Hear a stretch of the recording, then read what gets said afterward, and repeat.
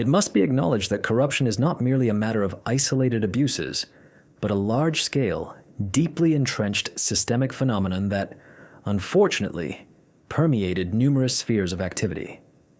This all-encompassing system of corrupt connections and schemes led to theft occurring in virtually all areas where financial flows could be exploited, and this was done with near impunity and astonishing audacity. If we examine specific examples, embezzlement took place even in such strategically critical and potentially hazardous sectors as nuclear power. This refers, in particular, to the enterprise Energoatom, where corrupt mechanisms were embedded into the process of conducting so-called effective repairs of critically important nuclear power stations. Instead of ensuring genuine safety and reliability for these facilities, funds were embezzled, creating colossal risks not only for the energy system, but also for the environmental security of entire regions. Concurrently, large-scale misappropriation was observed in projects related to defense and the protection of energy infrastructure. When, under certain programs, protective concrete domes and fortifications made from blocks were constructed around key substations intended for their physical protection from potential threats, loopholes were found here too for dishonest officials and contractors. Moreover, an equally lamentable situation unfolded in the execution of such mundane, yet vitally necessary tasks as the digging of trenches and the construction of field defensive fortifications for the military.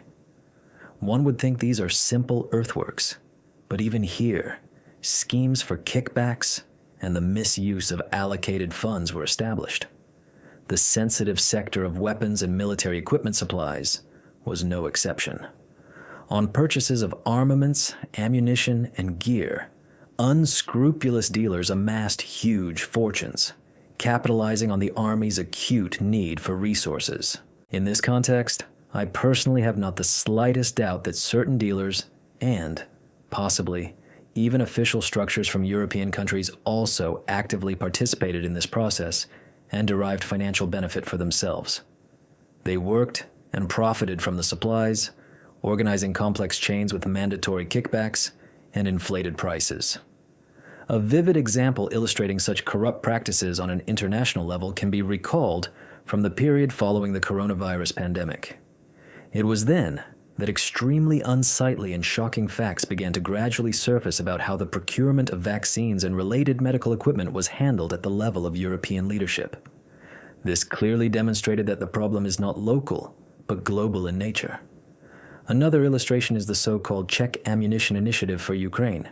When the same artillery shell is sold for 10 times the price it can be acquired, let's say, on the markets in Africa or South Korea, the only logical conclusion suggests itself. Someone is very actively and brazenly pocketing the price difference. War, to our great regret, is always a very profitable business for a certain circle of people. It is profitable to steal from it, and this, unfortunately, has always been the case throughout human history.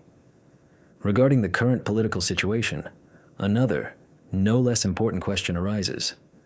What is the priority in this situation for a key figure like Donald Trump?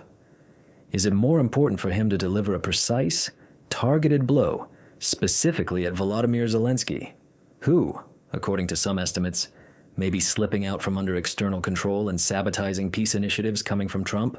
Or perhaps it is more strategically significant for Trump to strike at his internal political opponents in America itself, the Democrats, who, as is known, actively support both Zelensky and the continuation of the conflict in Ukraine.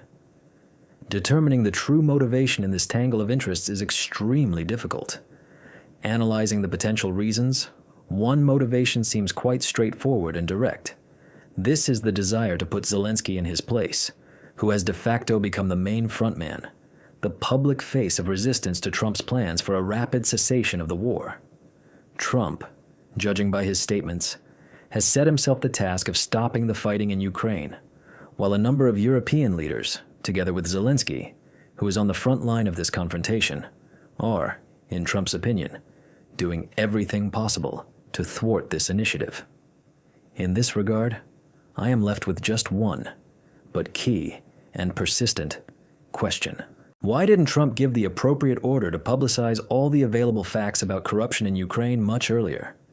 especially since, according to my precise information, such information is available in abundance within the depths of the U.S. State Department. I know for a fact that these compromising materials were transmitted from Ukraine in large quantities through various channels and from different sources. Why this process of publication and disclosure was delayed and drawn out for so long remains completely unclear and in need of explanation.